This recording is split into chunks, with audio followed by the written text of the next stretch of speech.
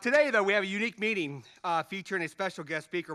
Angelo Caruso is a valued communication consultant to companies and organizations all over the world. He has delivered thousands of presentations and keynote speeches on subjects such as leadership, selling, customer service, and presentation skills. Mr. Caruso is founder and president of Edison House, an international consulting firm specializing in corporate and personal improvement. The Edison House has clients ranging from Bank of America, Citgo, Railvac, Hallmark, Verizon Wireless, the United States Navy, Nissan, and actually Sweetwater. He's worked with us about 4, 5, 6 times. Michael educates and entertains, drawing on a previous career in the telecommunications industry, and actually has a decade as a professional musician. So he gets us. He gets what you're doing, what we're doing. Michael will be focusing on building your brand within the Sweetwater brand. He will take the whole meeting, so there will be no announcements at the end, and when we're finished, we will be dismissed. So, Michael, welcome back. It's great to have you.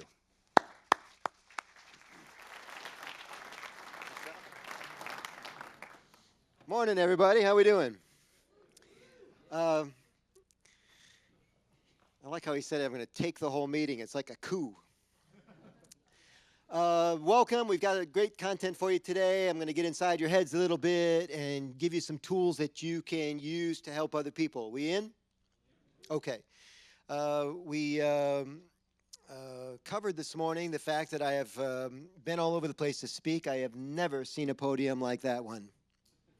I've been on 5 continents, 49 states. I've used a lot of podiums in my lifetime. That one's corn-fed, baby. That's like on steroids. Why would anybody need a podium the size of a single bed? I don't. I'm not going to be using it today. I also have no PowerPoint for you today. You're welcome. It's good to be back at Sweetwater. I was here before you were the #1 online music retailer in the country. I was here before you did that massive build-out. I was here when John Hopkins was skinny.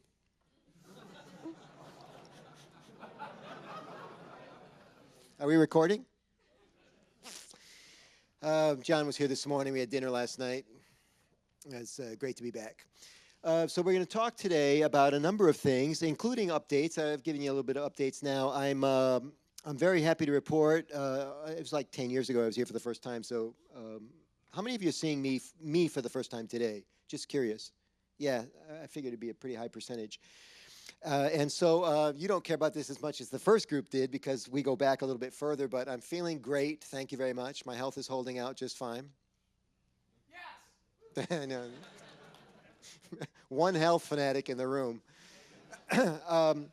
Also, career is going good. I'm 20 years into the speaking business now. I have, of course, the keynotes continue unabated. I'm going to Beirut, Lebanon to speak in May. How does this even happen? Lebanon. I used to call it the Paris of the Middle East, and now it's Dubai. Poor Lebanon. But I'm looking forward to going back. It would be my second time there. And I have a new offering now that I will not be talking about today, and it's called Present Like a Pro. It's online training for professional speakers who are, doing keynotes and that sort of thing.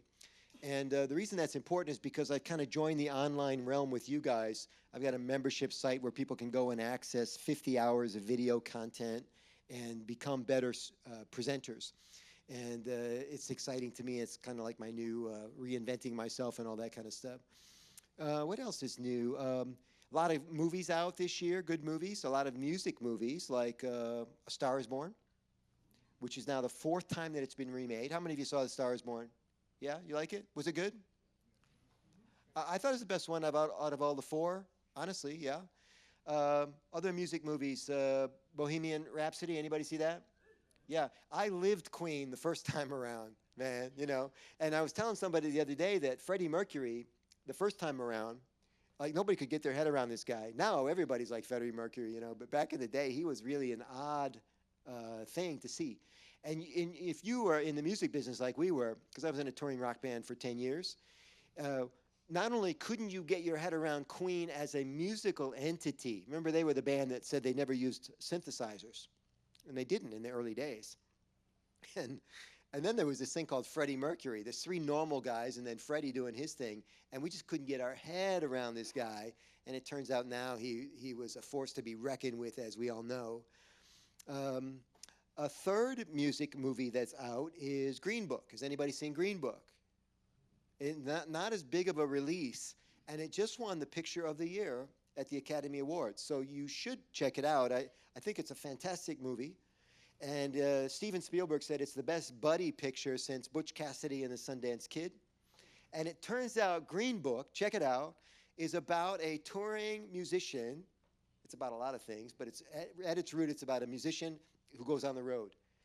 The musician happens to be African American. He happens to be a classical pianist, and he happens to be touring the Deep South with his bodyguard, a rough-hewn Italian from New York. New York. And so it's got a lot of things going on in it. And as a former touring musician, I loved it. And I think you'd love it too. There's a lot of music in it and a lot of, I don't know, just music sensibilities.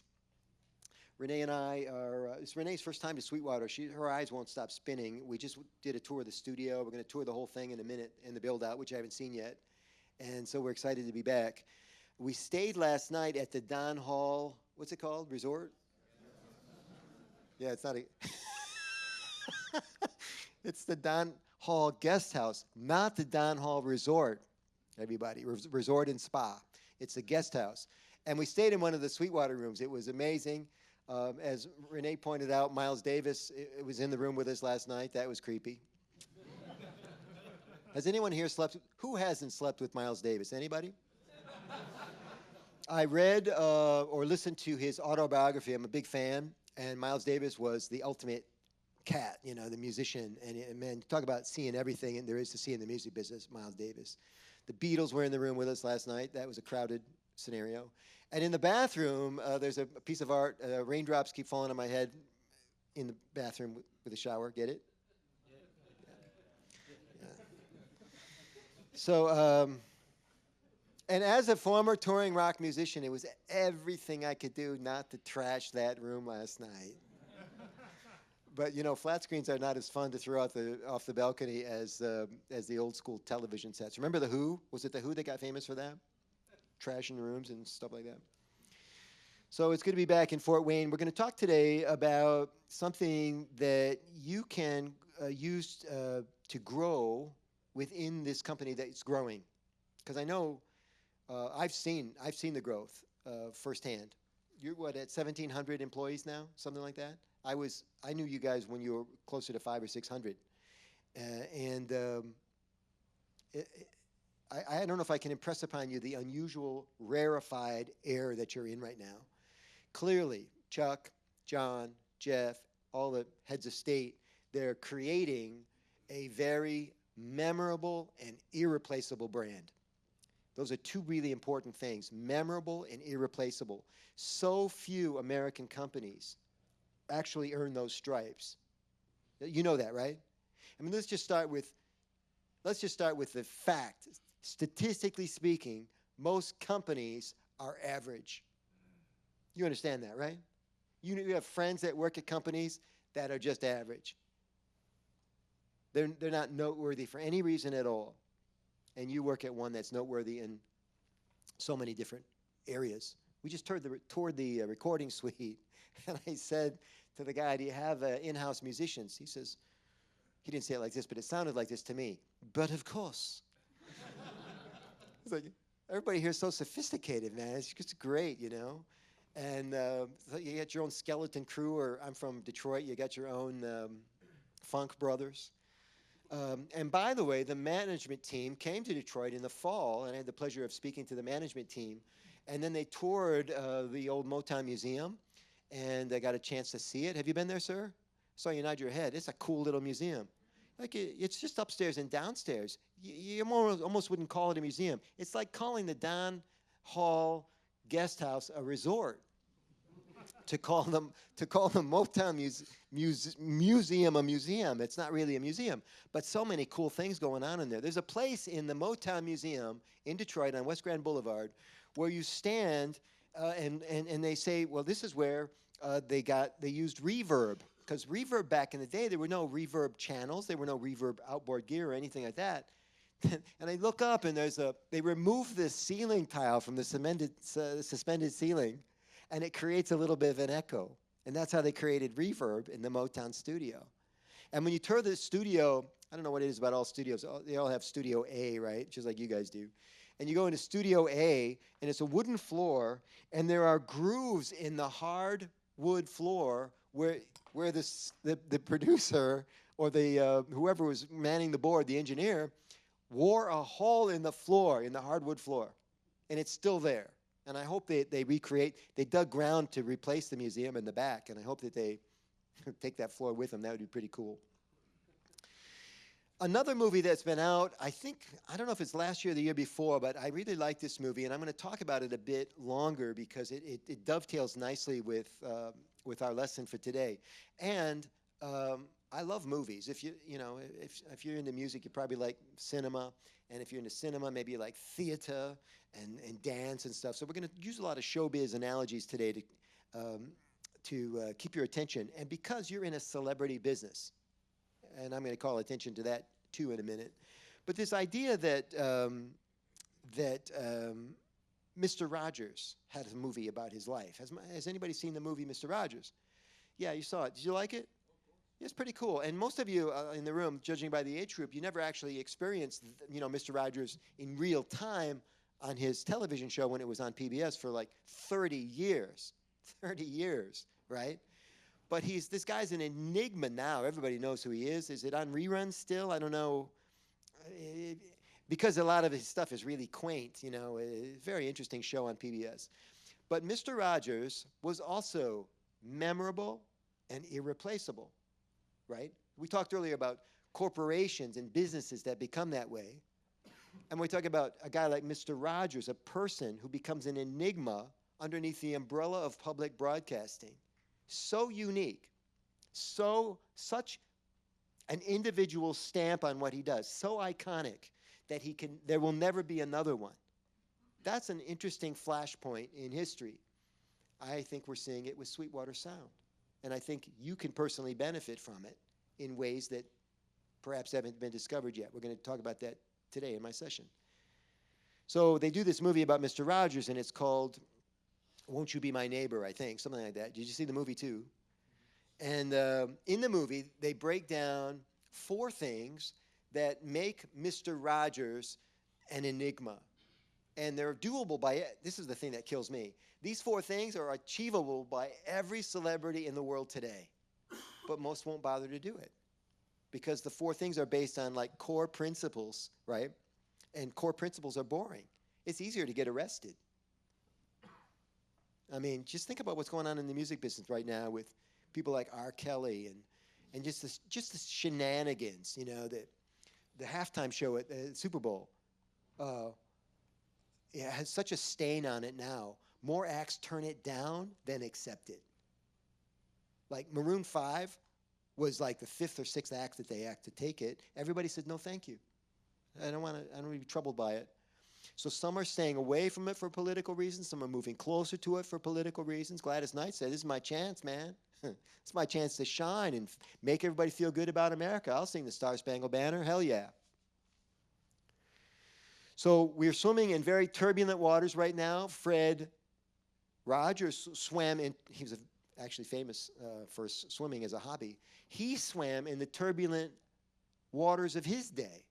But he navigated those waters with 4 characteristics that I want to share with you right now. And you can grab all 4 of them anytime you want. The 4 characteristics are, first of all, respect. Secondly, something called empathy. The third thing is passion. And the 4th thing is optimism. And I'm going to break them down for you right now. So it's respect, empathy, passion, and optimism. I'll tell you a little story about each of the 4. And it'll capture your imagination. This will tell you more about Fred Rogers and maybe give you some ideas about how you can infuse your situation here at Sweetwater with these same characteristics. Before I tell you more about Fred Rogers, I want to tell you that your brand, Sweetwater, I don't need to tell you this, is very, very strong right now. There's going to be books written about this company. I mean, like you are like the Amazon of the music business. And I say that with respect. Amazon's got some issues right now. But Sweetwater's issues, if you have any, they're in-house. You don't have the same baggage that Amazon has, right? I mean, think about Amazon's problems right now. Let us count the ways. Bezos' personal emails, big problem. We're going to relocate or establish a headquarters. We're going to have a contest to do it. We're going to put it in one of the biggest city in America as a gift to them, and they're going to say, no, thank you. Big public relations problem. What else don't we like about Amazon? Anybody? It's okay. Huh? Working conditions. We hear about this all the time.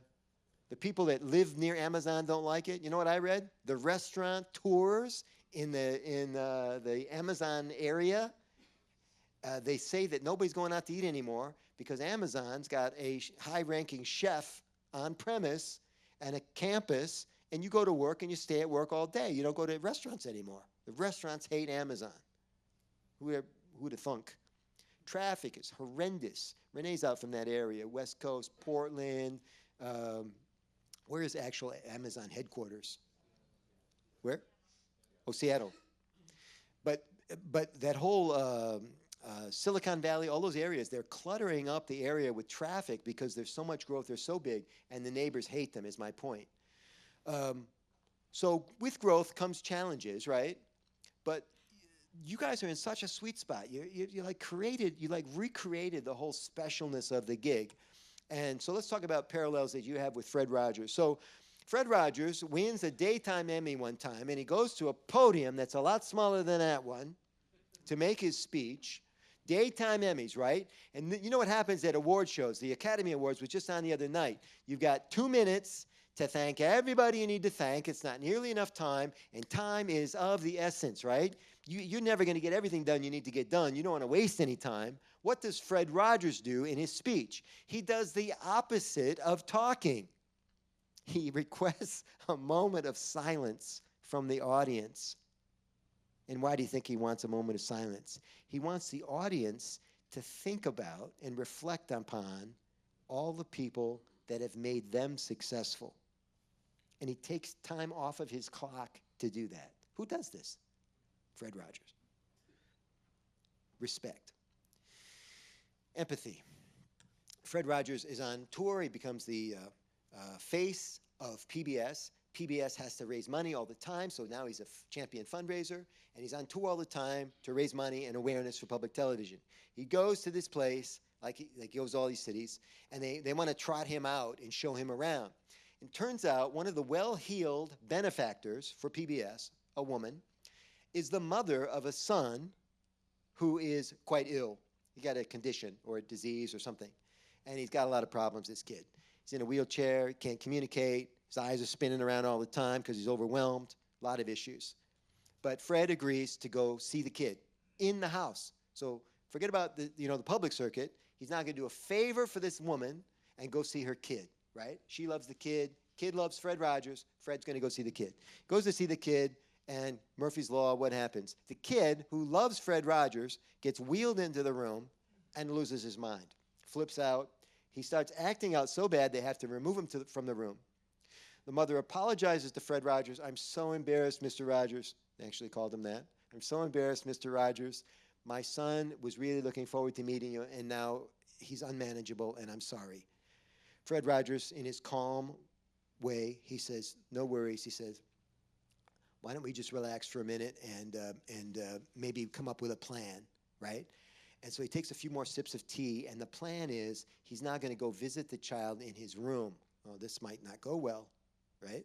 So he goes into the room with the kid, and he sits with the kid next to him, and he says to the child, this is Fred now. I mean, what would you say to calm the kid down? But this is Fred, empathy. He says to the child something that you would never think to do, I would never think to do. He asks this child, who can't do anything for anybody, including himself. I told you he's in a wheelchair. He's unmanageable. Can't even wipe his own butt, this kid. And what does Fred do? He asks the kid for a favor. Do you understand the psychology at play here? This kid never offers to do anything. He never can do anything for anybody. In fact, he can't even honor Fred with his favor. But Fred asks him for something. It doesn't even matter what he asks him for. The point is, he got inside the kid's head. The kid's human. He's got psychology. He wants to help. He just can't. The family's given up on asking the kid for anything because they know he can't deliver. But Fred pretends that he can. Isn't that beautiful? And he said, would you do me a favor? And the kid he turns into a bobblehead. You know, anything, Mr. Rogers. I'll do anything for you. Sure, sure. And he calmed right down. Magicians call this misdirection. You know, when anybody do magic in the room? That's surprising. Yeah. Oh, magic? Somebody over here says, we're in sales. But of course. Misdirection in magic, I'm not a magician, but it says, you know, I want you to watch this hand, and of course, where's the magic happening? In the other hand. So it's misdirection. And we do this sometimes. In magic, like with Penn and Teller, you know, it's a trick. You're being tricked, but you don't mind because it's not ad hominem. It's not against you. Penn and Teller are not taking advantage of you. This gentleman, when he does his magic act, he doesn't take advantage of the audience. He just tricks them. You with me on the difference, right? This is key. So when I teach you how to get inside somebody's head using psychology, the psychology of persuasion, you're not taking advantage of anybody. In fact, you're helping them. You're helping them understand the value of a particular product or a moment in time where they can take advantage of a low price. You with me? But in order to move forward, I want to make sure that you're absolutely with me on not taking advantage of people. I need you to raise your right hand and take the Michael Angelo Caruso pledge. Would you please raise your right hand and repeat after me? I'm waiting. I promise never to use my powers for evil. That's it. We're good. So we're tricking people, but we're not taking advantage of them. And the reason it's a trick is because human psychology has a very serious pull. It works. In many cases, it's actually the other person, that's where the psychology is taking place, in their head. I'll tell you about this. Anybody do martial arts? Yeah. And so this idea of using the opponent's momentum against them, right? A lot of martial arts are strictly defensive. That when somebody's, reaching out, to stab you, you've got a way to change the direction or what's happening with that attack so that it doesn't happen. And that's all we're talking about here. So it's pretty cool. So that's the first one is with Rogers, Mr. Rogers, is this idea of respect. The second one is the idea of empathy. The third of the four characteristics from Mr. Rogers is passion. So because Fred Rogers becomes like this voice and face of public television, they send him to the #1 benefactor every year so that he can collect the money from the #1 benefactor for public television. And guess who the public #1 donator is? I'll give you a hint. They're in Washington, D.C. It's the government. No, it's not Trump. This was 30 years ago. By the way, talk about psychology. Politics aside, the current president of the United States has been so successful at getting into people's heads. You got to give it to him. I mean, I'm talking about something that happened in the 70s, and someone in the room said Trump.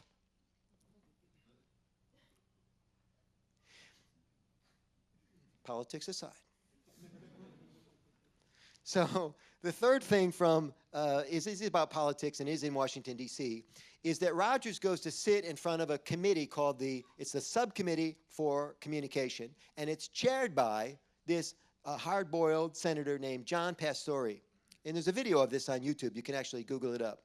And so Pastore, there's a little bit of showbiz in this guy too, and he says, well, Mr. Rogers, you came here to educate us about public television. Why should we give you $70 million? And he turns the floor over to Fred Rogers. Now, I don't know if you know Fred. He's wearing a suit on this day, but he wore sweaters in the other days, right? And he sits in his chair, and he just delivers the most beautiful, passionate speech about public television. And his eye contact is fantastic. And he's not using any notes. And he's speaking from his heart. You know, he's everything you want in a motivational speaker without the shenanigans, you know? And you just watch it and you go, and it's like recorded in the 70s, and I'm reaching for my wallet because I want to donate to public television. This guy's this good. He finishes his little impassioned speech, and this hard-boiled senator bangs the gavel and he says, well, I didn't know much about you or public television before today, sir, but I think you've got your $70 million. He bangs the gavel. It's in the video. I mean, how cool is it to be able to speak about what you care about with such tone and reverence and enthusiasm that everybody else wants a piece of it? And isn't that what we do as salespeople? Pretty cool. The fourth characteristic from Mr. Rogers. First one again, respect. Second one, empathy. The third one is passion. And the fourth and final one is this idea of optimism, that everything is going to work out. Keep your head up, everybody. Stop focusing on what the negative angels on this shoulder are saying and start focusing on what the positive angels on this shoulder are saying. Optimism is a tough thing. You ever get up in the morning and get in the car to come to work and it looks like your mirrors in your car have been adjusted during the night? I'm serious. Anybody? Yeah. What's going on there? You have any idea? You're the only one that drive your car? Yeah. Yeah. What's wrong with the mirrors? What happened? Different perspective? Maybe. Maybe. Here's my theory, is that during the day, first of all, you know that during the day, during your life, you become shorter. You know this, right? It's called spine compression. So you're losing height every day. It's just such a small amount, you never know. So always a little old lady, little old man. That first phrase, little, is because they're not what they used to be. It just happens. But I've got a theory that when we wake up in the morning, we it's a brand new day, baby. Sun's out. Time to slay the dragon. We're going to go to do it again today. You know, you just have a better attitude in the morning. You're fresh if you got some sleep, right? And then what happens is during the day, society, work, the boss, hopefully not your boss or your work, but they have challenges during the day. Stuff happens during the day, right? You get some victories too. But what happens during the day is you start walking like this, and as the day goes on, you turn into a Cro-Magnon man, you know? By the time you go to bed at night, you're not the same person. And when you wake up in the morning, you're tall in the saddle again, and that's why the mirrors look different. When you drove home last night, or you adjusted the mirrors, right? You're just more of yourself on the day that you notice those mirrors like that. And my thing about optimism is that when you have this attitude that everything's going to work out, that you have the power, I call it being pre-approved, right? You don't need anybody's approval. You have exactly what you need right now to be successful. It's a fantastic feeling. And when you have it every single day of your life, that's an amazing arc. And very few people can achieve it because the negative angels always whisper in. There's always people trying to take you down. And Mr. Rogers' mom said this to him over and over when he was a kid, just like you had stuff that your mom and your dad said to you. You hear it enough, it enters your brain stem. I got a million things from my mom and dad right here. If I hear it to this day, it takes me back to being a kid because it's something my dad used to tell me or my mom used to tell me. And Mr. Rogers' mom used to say to him, Fred, always look for the helpers. That's what she said over and over. And so later when he was interviewed, why are you always in a good mood, Mr. Rogers? Well, my mom always used to tell me, always look for the helpers. Because there are always helpers. I call them, it's the difference between safe people and unsafe people. You know what I'm talking about? Safe versus unsafe. There's a million examples of this. One from earlier. The negative angel sits on this shoulder is not safe. He's planting doubt. He's giving you bad things to think about. He's distracting you. The positive angel reinforcing you can do it. You're enough. You know, you're pre-approved, all that. Another example. When I was in the music business with my brothers and we toured the country on the college circuit and we opened up for bands like Rick Springfield and Corey Hart and Joan Jett, and we got a strange gig with Foghat one time. I have no idea how that happened. And we used to play at a place called Night Moves in Mansfield, Ohio. Anybody know Mansfield? Small little town. And there was a guy that worked there who took us under his wing, and he hired us 1,000,000 times, this guy. Played New Year's Eve there, a bunch of stuff. And he liked us for some reason. I don't know why. I mean, we tried to be likable, but I had 4 brothers in my band, and I'm the oldest, so we were 5 years apart. And when we walked into the room, especially in the early days, you just knew something interesting walked in. You know, we were not the same age. One guy was this tall, the other guy was this tall. You know, clearly there's a leader. They have a special relationship. It was very apparent that we were brothers. We were also called the Caruso Brothers Band. But everybody knew. And he liked that about us. And he taught us a bunch of stuff. He taught us about marketing. He taught us business practices. He was just very kind to us. And I'll never forget that about this guy in Mansfield, Ohio. And he was a positive angel for us. We also played a place in Willoughby Hills, Ohio. It's a suburb of Cleveland, called the Sahara Club. Pretty clever concept. Sahara, desert. They put out sand all around the outside and sand volleyball courts. And he's going to cook ribs all day. And serve ribs and play volleyball. And you get hammered back then. And you go home, right? And we played the sand hill many times. Sand hill, whatever it was called. Something with sand. And the guy that owned that place, his name was Tex. And Tex, I found out, was not a positive angel. One night, we played, and we were playing for the door. You know, do you guys do that here anymore? Like we used to play, you could play for a flat fee, or you could play for the door. You understand the difference? And if you had a reputation, or you marketed your own band, which we did, you'd play for the door because that was going to be more money. But there's a little bit of a risk involved. So we were playing for the door on this particular night. And put on a pretty good show. They weren't sold out, but there were quite a few people there. And I didn't think anything was amiss. We finished taking down. And by the way, when we traveled in the 80s, the music business was tough. Man, it's a lot different than it was today. We had a thing called cables. We had analog tuners. You know? You could get a hiatal hernia just pulling down the light truss when we toured. Now these wusses, they got these things they go up with the press of a button. We traveled with these big-ass 40, 50 cabinets, you know, these sound bins, you know. We did stairs with them. We traveled with a Yamaha baby grand piano that weighed about 1,000 pounds that went out of tune if there was a 5-degree radius in the day, which means we had to take it into the basement every time we came home because it would go out of tune. Life was hard. So we take down all of our stuff, wrap all the cables up, and I'm waiting to get paid by Tex. His name was Tex, big guy. Tex isn't paying me. What's this about? Guys are waiting, crew's waiting to go back to the hotel. Finally, I said, you go back to the hotel, leave me a car, I'll take care of this. I'll be back to see you at the hotel in a minute. Everybody leaves. I'm there by myself. Tex now says, why don't you join us at the bar for a drink? Because the staff stays after they lock the doors. Everybody has a cocktail or 2 or 3. And now Tex wants me to get drunk with him. Why? What's going on?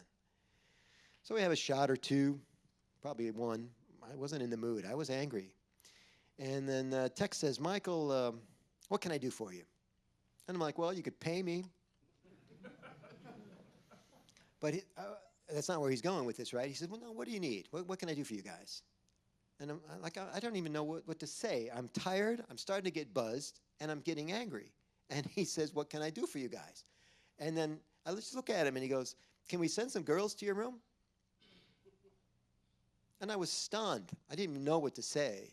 And then he said, you guys need some blow? And I'm like, I'm trying to think, what's driving this? We've worked here a lot of times, and he's paid me fine. And he says, we didn't do very well at the door tonight, which I think was junk. I think he had the cash. I think he wanted to use the cash for something else. I think he had discounts on the other 2 things, and it was easier for him to offer those up. And by the way, some bands would say yes. But I couldn't get it through his Flintstone head that I couldn't pay the hotel bill with blow the next morning. So guess what? All of a sudden, there's cash. He had the money. It was just a game, a little dance. And this negative angel distraction BS that we have to put up with from people, right? I don't think we played there many more times. But it happens. And so this idea of understanding the difference between people who are safe and not safe, and by the way, there are both types of people in this room today, right now, safe and unsafe.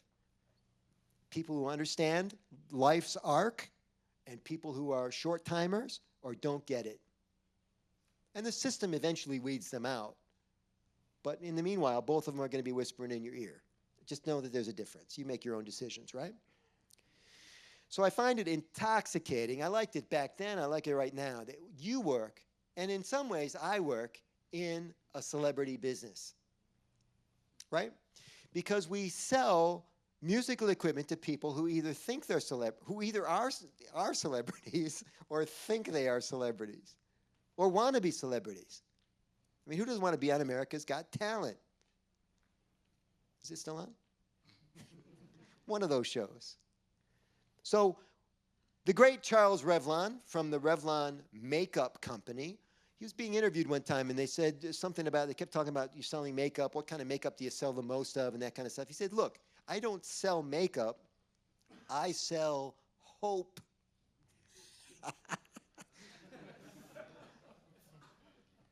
And maybe that's a good way to think about what we sell at Sweetwater. You know, you can say you're selling 12-string guitars if you want, but you're really selling celebrity. There are a few people that are happy to play in their basement, but most people would grab the stage if they could get it. Most people are trying to make some money so they can pay for the 12-string guitar. A lot of people work that model. And so when I think about the celebrity business, and then I contrast what we're doing here in the music business with somebody like Amazon, I think, well, you got it all over Amazon. You got something Amazon will never have, and your customers have it too. What do you have that Amazon doesn't have? I heard a couple relationships. Good. What else? Was that the only answer? Relationships is a good answer. Like, you know anybody that has a friend that sells at Amazon? It's a bot. That relationship is golden. Golden. You know it. My question is, are you working it? Because I'm going to show you some ways that you can work it.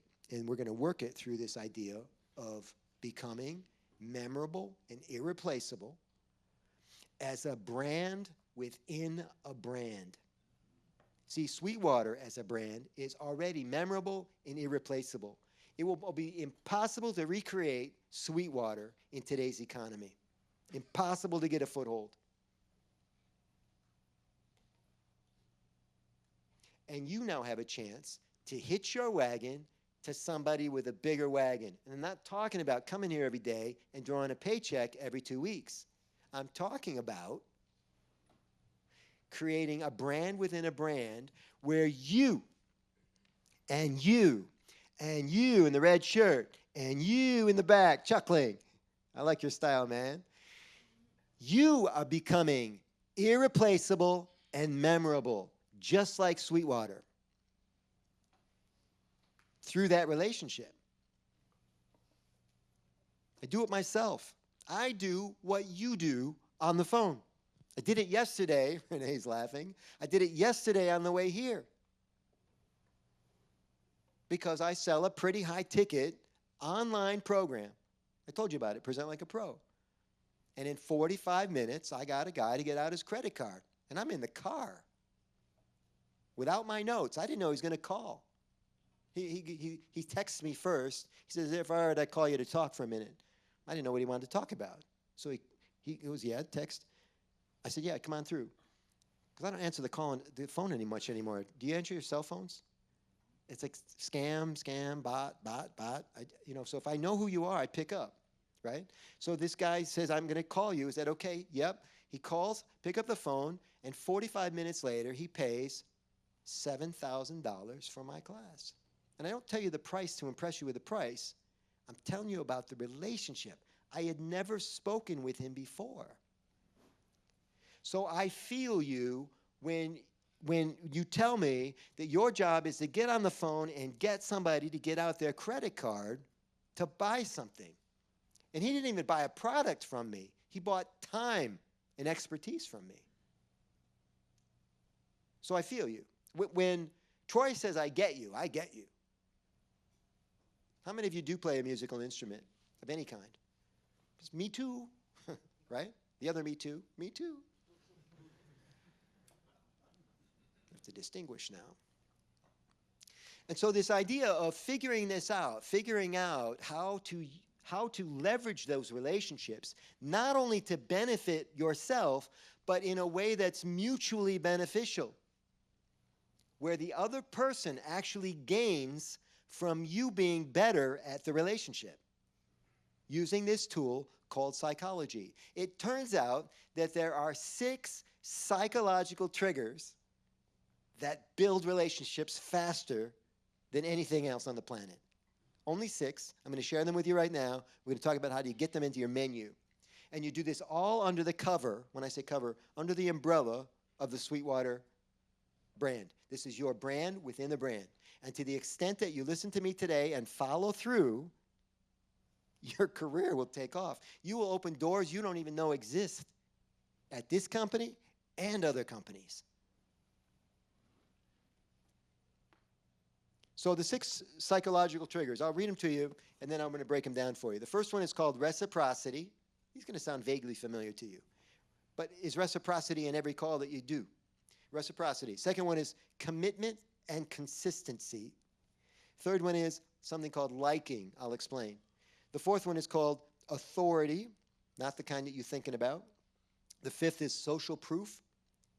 And the 6th one is called scarcity, which I think you're familiar with. So let's break them down. First one's called reciprocity. Reciprocity goes like this. The simple version of it is, if I wash your back, you'll wash mine. That's the old version of it, right? We don't touch each other anymore. It's inappropriate. I will never wash your back again. And vice versa. But that's the metaphor. If I wash your back, you wash my back. There's another version of this. In the old days, in the Moonies, they were a cult, and they would see you at the airport. They're in the movie Airplane, if you've seen the movie Airplane, and they wore long gowns. And very clever, these Moonies. Their ideal thing, by the way, and all people who achieve great things, they're aiming at not just the target on the wall, but something called the bullseye. You understand it's better to aim at the bullseye than the target, right?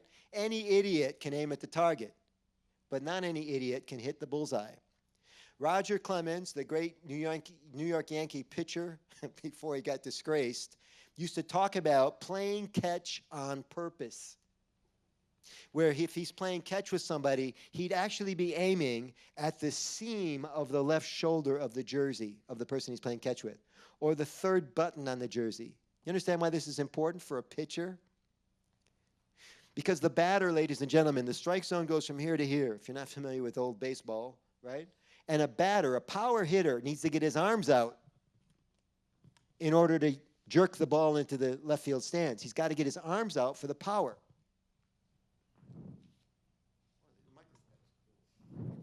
That's excellent. That didn't happen in the first session. And if you pitch him low and inside, which is what the great Roger Clemens did, Miguel Cabrera can't get his arms out. He has to do this. And his power's gone now. Listen. You see? So when you play catch on purpose, you get good at hitting the exact spot that you want. And the Moonies knew this at the airport. They ideally would like you to recruit you to their organization, but they're happy to get money. So here's how it worked. You'd be walking with your, they didn't have roller bags back then. You carried your suitcase. And the Moonie would pick flowers from the sidewalk. They weren't from the florist. They were from the sidewalk, cracks in the sidewalk, dandelions. They picked the dandelion up, and then they would dovetail with you. They wouldn't stop you because they know that they didn't work as well. They would dovetail with you and merge with you. True story. It's in the Airplane. They do a great job of explaining it, showing it in Airplane. And they hand you the flower.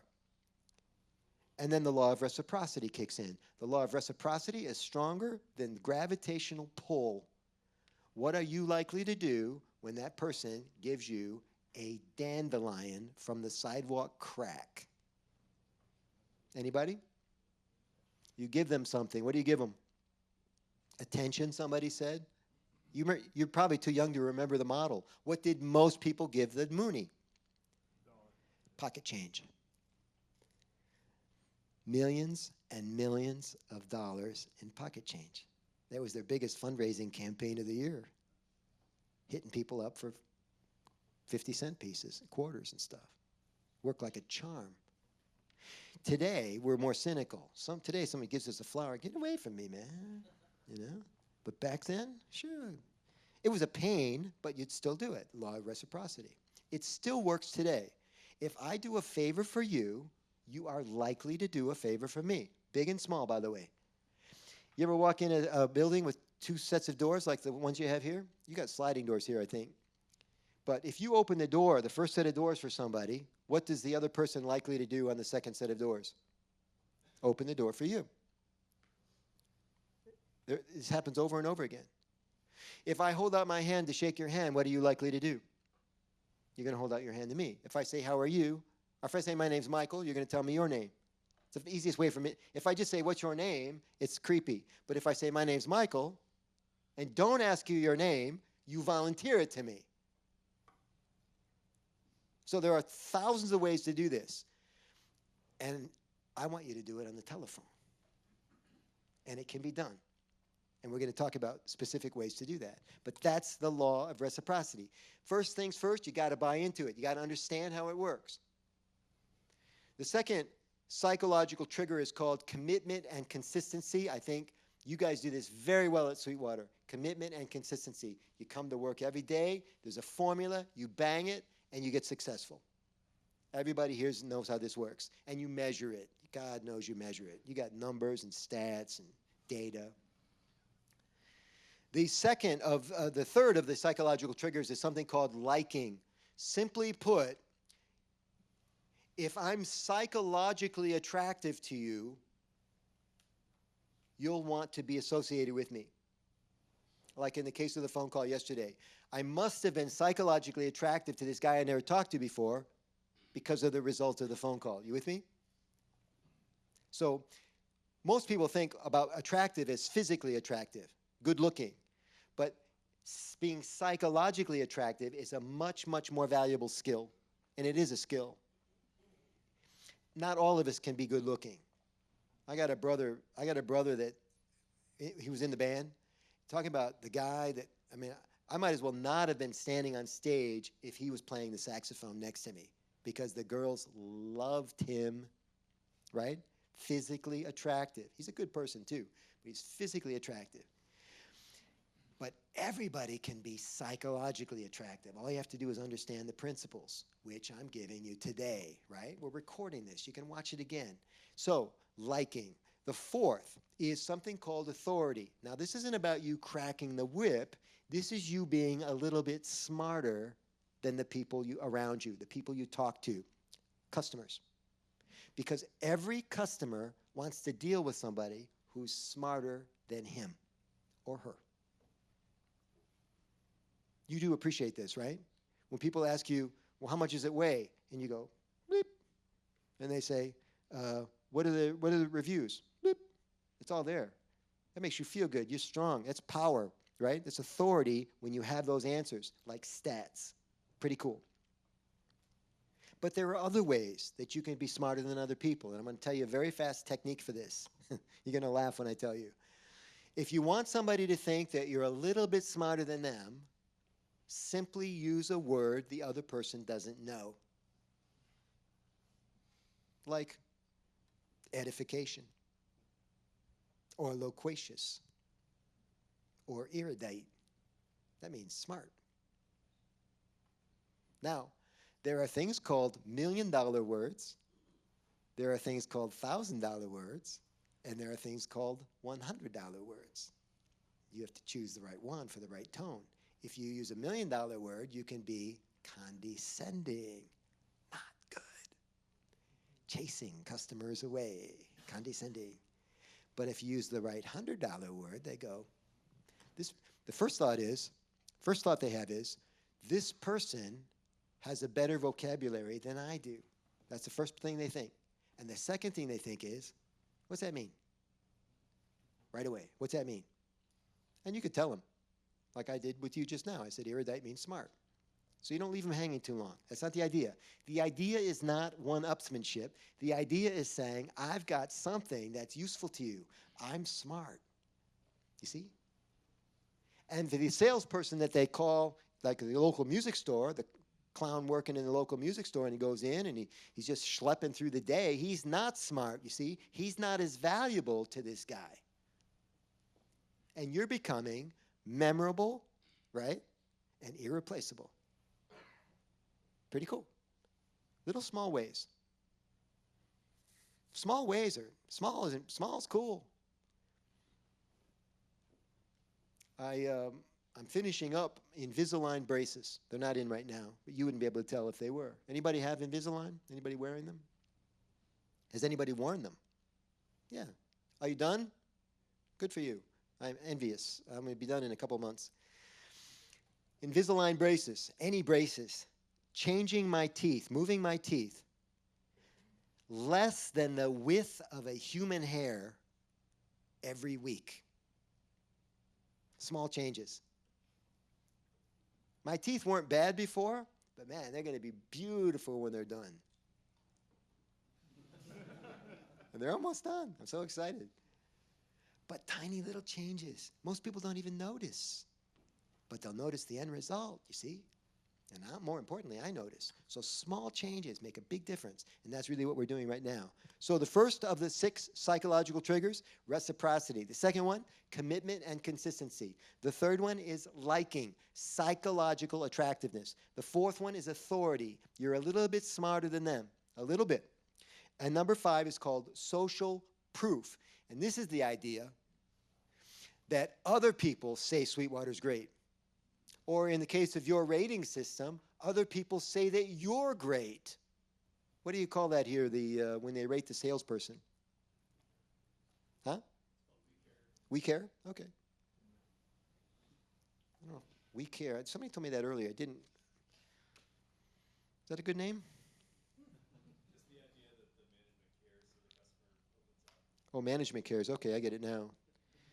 But my initial idea, and I mentioned it in the first session, and I didn't know you had it. I said they should rate you guys just like they rate products.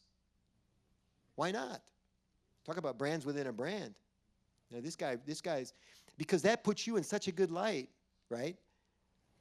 So when a third party says something about you, the company, you, whatever, the third party actually has more believability than you do. Because you're the salesperson. You get that, right? Look, if I tell people how great I am, it's advertising. But if he tells people how great I am, it's the truth. Isn't that cool? So this idea is called social proof. Netflix has been doing it. Everybody's doing it. Social proof. They want the ratings and the endorsements and all that kind of thing. And the 6th and final trigger is called scarcity. And I know you do that here as well. I was having trouble this morning identifying exactly what you call it. Limited run. What do you call it? Exclusive. There's a million names for it. And they have different campaigns. It's pretty good if you have different names. And the scarcity just says, this is your last chance. Now or never. Supplies limited. In my case, scarcity is my calendar, You better get your deposit in for June 17th or someone else is going to book me. So we all use scarcity. And it's a very strong psychological trigger. It gets inside people's heads, they can't let it go, and then they take action, which is what we want people to do. We want them to take action so they become better musicians, they have the gear that they need, they have dependable gear, all that stuff. So this is the idea. Now, it's going to get really interesting. And by the way, I take questions the whole time. You got something to say, just raise your hand, let me know. And we'll do a little session at the end as well if you want to wait. I had the pleasure of interviewing on my podcast a guy by the name of Brandon Voss, V-O-S-S. And the reason I got to interview Brandon Voss is because his old man wouldn't give me an interview. His dad is a guy by the name of Chris Voss. Anybody know the name?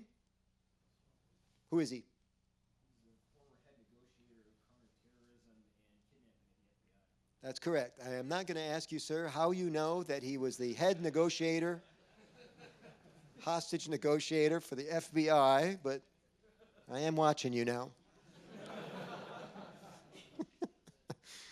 He writes this book. It's the best business book of the year, according to some people, Social Proof. And the book is called Never Split the Difference. It's a pretty good book. It's about negotiation, but I learned a lot about selling in the book. So Chris Voss won't talk to me, but Brandon Voss does. He becomes my best watched, most popular podcast. Watch it on YouTube because you could see his face and it's more fun. And Brandon Voss holds court about how they use psychology to save people's lives. Chris Voss uses psychology to release these hostages. And the book has all these scenarios where he's called in and they lay it out, and it's like a TV, only it's in a book format. It's real. And he tells you behind the scenes stuff that was going on that you wouldn't even know about, right? And that just blows my mind. He's using psychology to save lives, and salespeople won't use it to make more money. I mean, you could, or to help more people, or to put more music into the world, however you feel about your mission, right? It's all the same. So what happens is a guy by the name of Daniel Kahneman writes a book called Thinking Fast and Slow. It's not an easy book to read. I don't recommend it unless you're really into this stuff. But in this book, he identifies for the first time what we now know as a series of truisms that are called cognitive biases. And you can Google it up. It's a big thing. And there's over 100 of them. I'm only going to share a cluster of them with you today, ones that apply to selling. But cognitive biases are so important, Daniel Kahneman won a Nobel Prize. And other people are using them. And you're not. And you could be. So I'm going to tell you what they are and how you can get behind them. So the first one I want to share with you is called confirmation bias. And we'll give you examples of all of them right as we go through. So confirmation bias is like, I'm going to bob in and out of the music business, right? So let's go to, think cognitive bias like, you are so intolerant of the other person's viewpoint that you can't bear to listen to them talk and complete one sentence on their point of view. Think American politics. Because it's like that now. A lot of Republicans can't listen to anything a Democrat has to say. And a Democrat can't listen to anything the Republican has to say. Because we are that intolerant. We are so sure that our side is right, you must be really wrong. That's called confirmation bias.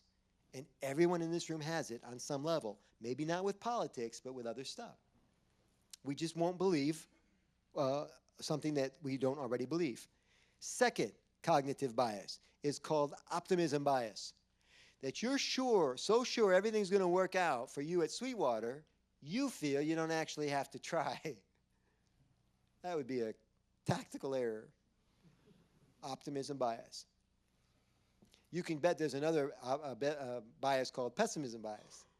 Pessimism bias says, it doesn't matter what you do at Sweetwater, it's not going to work out. No matter how hard you try, it's not going to work out. It could be about Sweetwater, it could be about other things. Pessimism bias, you wake up in the morning, it's never going to work, whatever it is. And you probably learned this from somebody, by the way. You learned it from people you live with now, or you learned it from people you used to live with, or you learned it from your last job. Somehow you learned this. It's never going to work out. And your only hope is to unlearn it. So knowing about the bias is useful. There's a bias called attentional bias. You'll like this one. Attentional bias says that people tend to favor and move toward things that they're hearing about frequently. Sound familiar? How often do you have to call prospects and customers? Do you all have the same measurement? Monthly? Quarterly? 6 months? You know, and it may depend on the size of the client or how active they are. But you have to call them. If you don't call them, they're not going to hear from you. I'll tell you this for sure. You know what people buy from my website? They buy what I tell them to buy. Almost every time. I got all kinds of stuff available. I'm refiguring the store right now. I got all kinds of stuff available. They only buy. Notice after, I'm an idiot, after 5 years in the business, this is way back. Hey, they only buy what I tell them to buy, what I suggest they buy. It's just psychology, power of suggestion, right? Here's another one, the bandwagon effect. This is when a product or a brand gets so hot, there's a run on it. Everybody wants it. It's new. It was on TV last night. Everybody wants it. The decoy effect, you're going to like this one. Now, I know you don't set your own pricing, but you do have a chance to promote different price points. Here's how decoy pricing works. It's called the decoy effect as a cognitive bias, but I'll call it decoy pricing for you. We're going to sell an item that has 2 price points, $5 and $10. Now, you might not think that's a big differential between 5 and 10, but 10 is 2x. You with me? $5 and $10. What is the psychological effect of presenting 2 price points to a prospect? Anybody? What do they think? More expensive, one is better. Okay, let's do one at a time. We'll get everybody. There's probably 8 or 10 of these things. Go ahead. Maybe. The second one or the higher one. The $10 one must be better than the $5 one. That's one thing they think. Excellent. What else? $5 one must be a deal. Yeah, there's either a deal or maybe there's something wrong with it. It's less than, therefore it's less than. You with me? Excellent. In the back? Did I see a hand? Which one? Yeah, so the $10 one's more expensive. What kind of psychology gets into play there sometimes with people? I can't afford it. Or how about this? I like this. I never buy the most expensive one. Just like there are people who say, I never buy the least expensive. But if there's only 2 price points and I never buy the most expensive, which one am I buying? The $5. Now, stay with me. I'm going to introduce a 3rd price point. Hopefully this math isn't too hard for anybody. Now we have $5, $10, and $15. What's 15 compared to 5? 3x. You with me? Nobody's using a pencil? 3x. Now listen to this. Now I tell you, you have 3 options, 5, 10, and 15. Same thoughts go through your head. I never buy the most expensive, and I never buy the least expensive. I'll take the $10 one. They would have bought the $5 one if they didn't know about the $15 price. You with me? And you just doubled your revenue. Probably not your commission, but you doubled your revenue. It's called decoy pricing. You should think about it. It's not a fit everywhere, but it's an interesting psychology, right? By the way, you didn't manipulate anybody. You didn't use any power against them, right? You didn't even trick them. All you did was offer a 3rd option. It's interesting. Okay. I won't talk about all of these. The empathy gap. You're going to hear words that we talked about earlier. The authority bias. The better than average effect is a cognitive bias. Better than average. Because most people think they're better than average. I saw a statistic one time that 86% of the people in the United States think that they're better than average. And now you're breaking out the pencil. What? I saw the same statistic about driving that 77%, well, different number, but same idea. 77% of drivers feel that they drive better than the average person. I mean, it's not even possible. Just do a couple more here. So there's something called primacy and recency. How long is your average phone call? It's going to be different for all of you. Do you know this, the answer to this question? Your average outbound call? Let's say they answer. Let's keep it in the realm of discussion. How long? 12 minutes? Do we know? Management knows. It's classified information. They will not share this with you. It's a good thing to know, and I'll tell you why. I worked in an outbound call center before I got into, it was actually after music. I had a transitional job. And I was making 50 outbound calls a day. Remember when Troy said, I get you?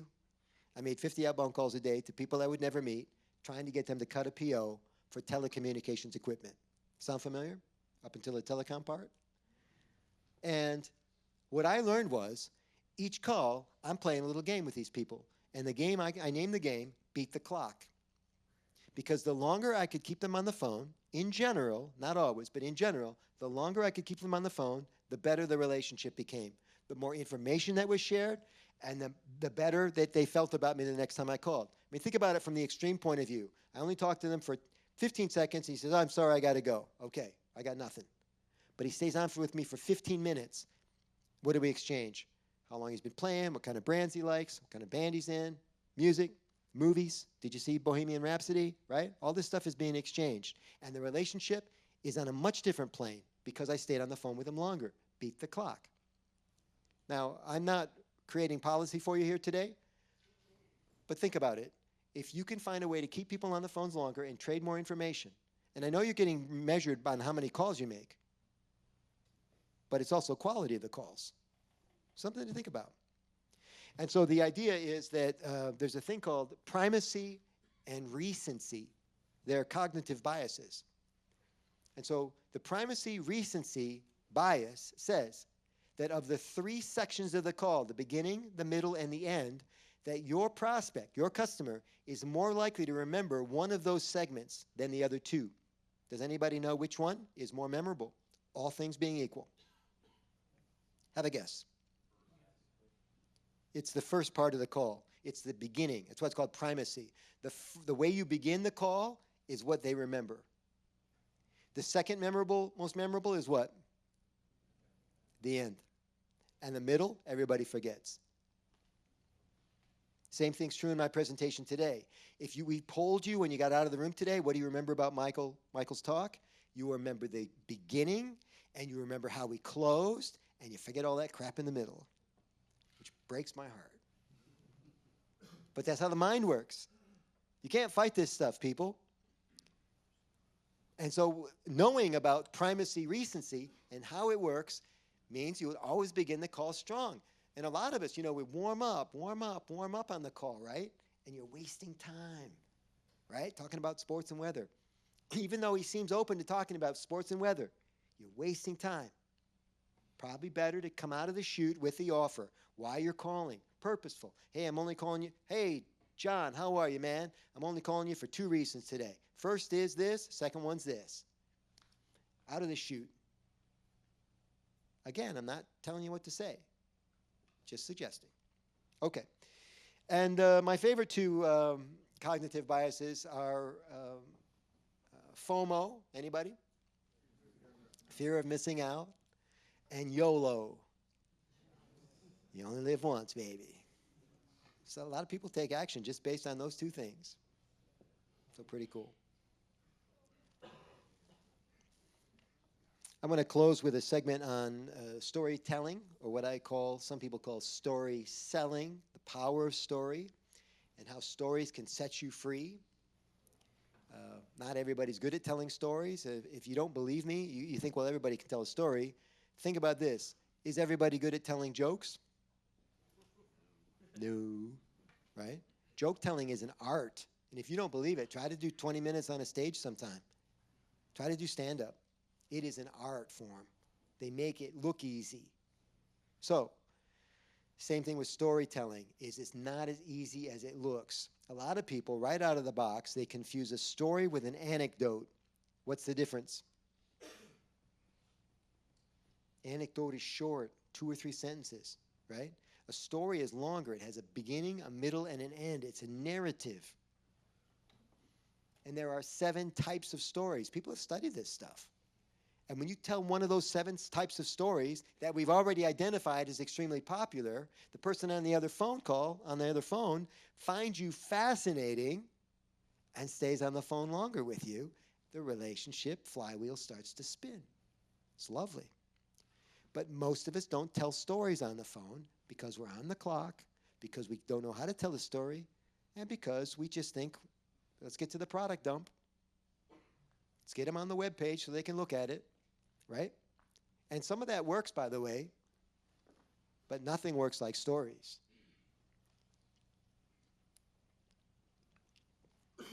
So let's talk about the 7 types of stories that have been identified. They're called archetypes. And then we'll take some questions and get you out of here and back to work.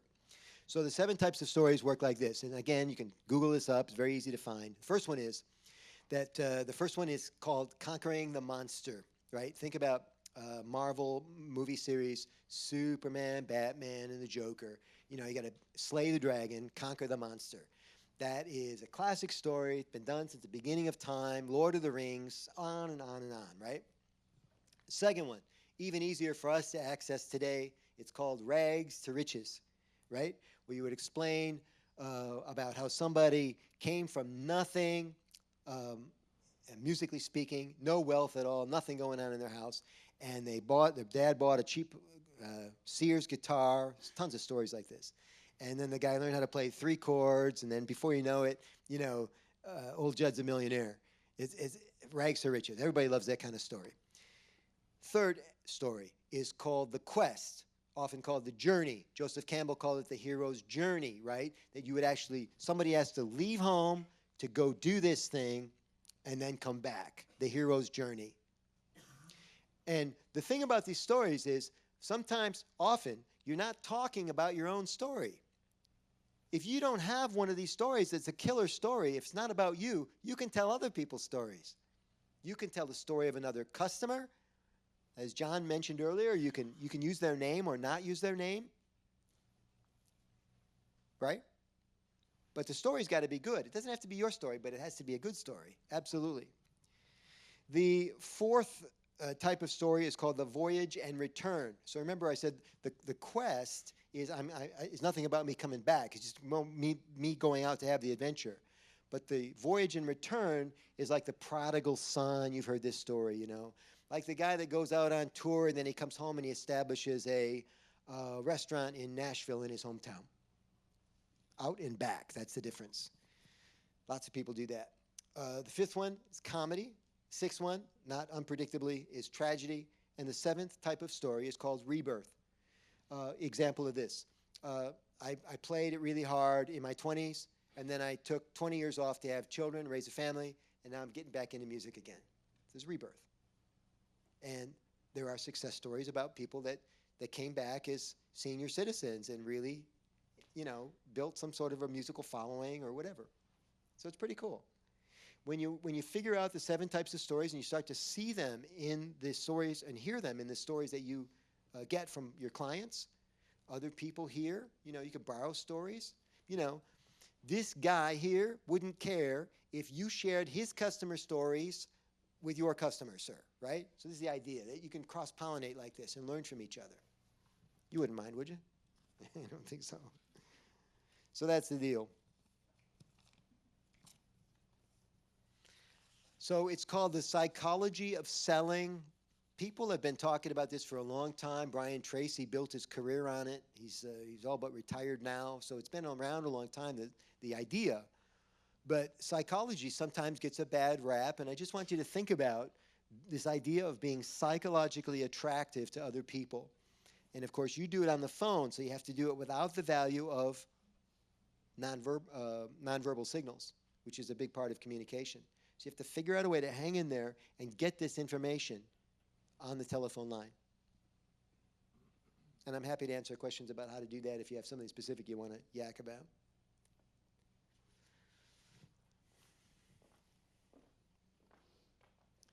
I'm going to show you another technique right now. Watch this.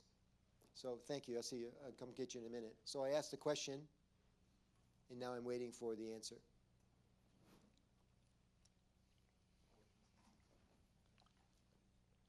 And this technique is called the stall. I'm purposely inserting dead air into the telephone call because when I stop talking, you start talking.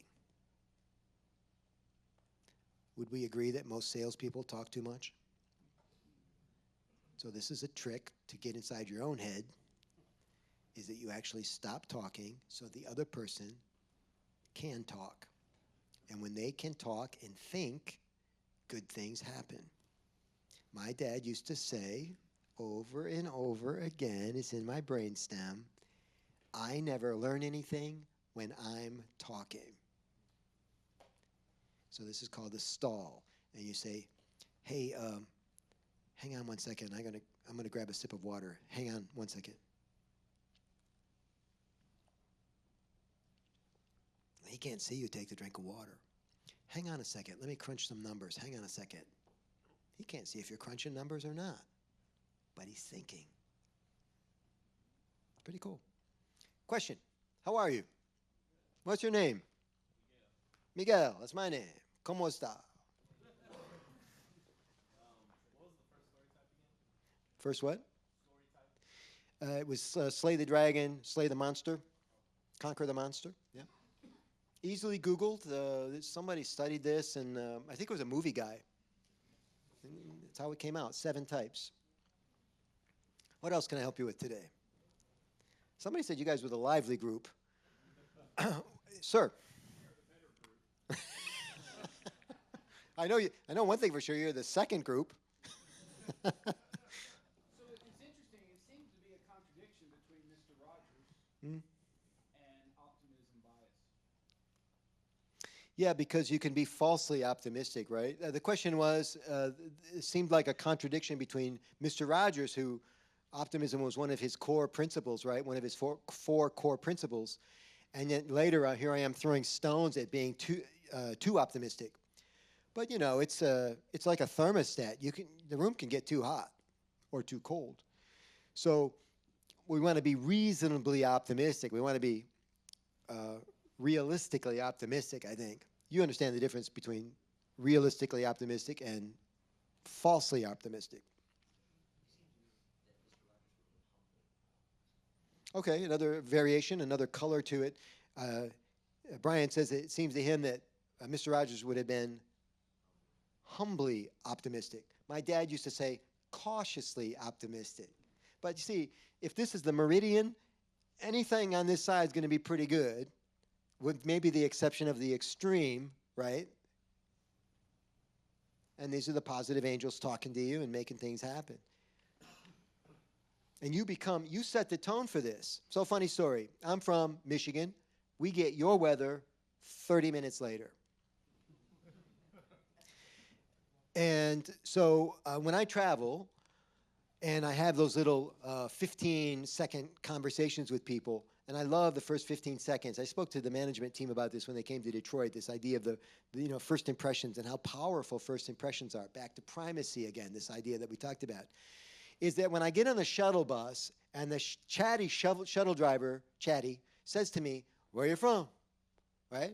And it happens in all 49 of the states I've been to. He says, where are you from? And my answer, because I always answer the truth, I say, I'm from Michigan. And I know what he's going to say 95% of the time. You probably hear the same thing. What's he say? He goes, it's cold there, huh? 95% of the time. I can set my watch to it, man. And you know, when he does this, it's a setup in a way, because when he says to me, I go, because I get on the bus, I'm all sprightly, I'm on the bus, I'm going to a gig, I'm going to help some people, I'm in a good mood. I'm optimistic. And he goes, where are you from? And I go, Michigan. He goes, it's cold there, huh? Now what am I going to say? No? What do I say? Yeah, it sure is. Then he says, sometimes I wonder why anybody would live in Michigan. And I go, me too. By the time I get off the bus, I got a crook in my neck. I can hardly walk. You see? And this bothered me for a lot of years. And then I realized, these guys, these shuttle bus drivers, are using psychology on me. They don't even know it. I'm getting out-tricked by my own game. And I finally figured out how to win and have him win. So now I get on the shuttle bus, I'm in a good mood, sit down. Where are you from? Michigan. Cold there, huh?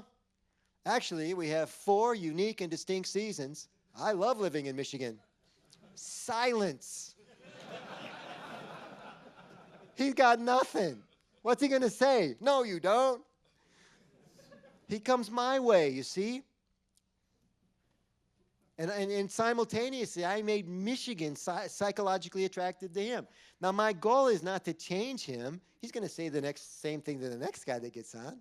Where are you from? Minnesota. Gold there, huh? That's his thing. That's all right. He's not going to use it on me, man. You set the tone.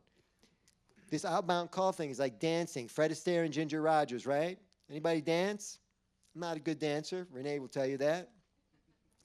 But if I'm dancing with a woman, I can lead. Somebody has to lead, and I lead the woman. If I have her right hand in my left hand, I can push her this direction with my hand. That's how the lead happens. If I want to pull her, I pull her with my right hand in the small of her back, like this. You see? And that's how it happens on the call. You initiate the call, you're asking questions, you're leading the dance. And as we just saw in the exercise with the shuttle driver, he can start to lead, but then I'm going to take the lead because I want the optimism. I want the positive angels. I want to feel good about where I live. What else? Hey. When you were demonstrating or talking about different stories, forgive me if I misunderstood, but you went to comedy and tragedy and didn't really expound a little bit on that. You mentioned comedy and tragedy as a type of story. Yeah, because it can be a funny story. I didn't get into it because I think it's kind of self-explanatory. You've heard stories that are funny stories, right, versus a serious story. And then certainly tragedy, a tragic story. I'm just making something up. Maybe it was because you lost because of not introducing any kind of negativity. Oh, it could be. I was actually speaking about humor and laughing, and it's a funny story. You make you laugh. So it's quite a simple version of it, actually. But the tragic story is a guy played music and got in a car accident, and now he uses special gear to make music, and we sold him the gear. I just made that up. But that's tragedy, right? But it ends happily. You never tell a story that doesn't end happily. That's the thing about the stories you tell. They have to be happy ending. Right? You understand that? Okay. Otherwise, you're just going to be that shuttle driver downer to everybody. Oh, hi, Sweetwater. How are you? Nobody wants to be that guy. Any other questions? Come on, man. Ask me something cool. Ask me something personal. Yeah. Are you taking time after to talk to people one-on-one? Here? I am. So last time, were you here last time when I sat with people? Yeah, we're not doing that this time. I like that a lot, but we didn't schedule it today. I am going to do a tour in a minute of the facility. I want to see the build out and stuff. We're going to probably walk through the sales department and stuff like that. Last time I was here, we scheduled it differently, and I actually sat on headsets with some of the sales folks, and I enjoyed that very much, and we got some good feedback. We just, for some reason, didn't schedule it today. I'm on a tighter schedule, but maybe we can do that in the future. Did you want to chat about something? Is that why you're asking, or? Yeah. Okay, so I'm available right after the session, and then I'm going to walk through quickly if it's just a quick thing. And let me tell you something, guys, you can reach me. I'm happy to do this. It's going to seem really weird to you, but I do this all the time, and I just make it available. My cell phone number, if you'd like it, I'd be happy to give it to you. You can also reach me through my website, of course, but I'll give you my cell. And I want to give you 2 places you can go online to get more of these free tips, right? Because I don't know about you, but it's hard for me to find people sometimes that I resonate with. I'll see a speaker and just average, you know, it's average content. It's reconstituted. I didn't get it at all. I didn't get him or her. And if you felt like we resonated today, let's keep in touch. So I have a free Facebook group, and it's called Present Like a Pro. It's not about podium, monster podium presentations. It's about everything's a presentation. Every email, text, phone call, right? So there's lots of advice and strategies on that Present Like a Pro Facebook page. And second, check out my YouTube channel because there's lots of easy 2-minute videos. You can see right away which ones are 2-minute and get a tip or a strategy on how you can use this stuff in your calls. My cell phone number, 248-224-9667. I trust you with it. And that's me picking it up, not anybody else. Uh-oh, I may have violated a policy. So thanks a lot, Michael. We really do appreciate it. I appreciate you being down here. Let's give Michael a round of applause. So whether and he doesn't even know that we normally tell people that you're not allowed to contact, vendors and those kinds of things, but it is okay for you to contact him. And much of this stuff, probably including his cell phone number, will be in Troy's report that'll get sent out later today or tomorrow or something like that, including some of the other notes. So I just wanted to tag on a little bit to a couple of the points that Michael made, and I think that whether you pick up one little nugget or are reinforced with something that you're already doing or reminded of something that you probably should be doing, all of us, me included, can get some jewels out of what Michael talked about.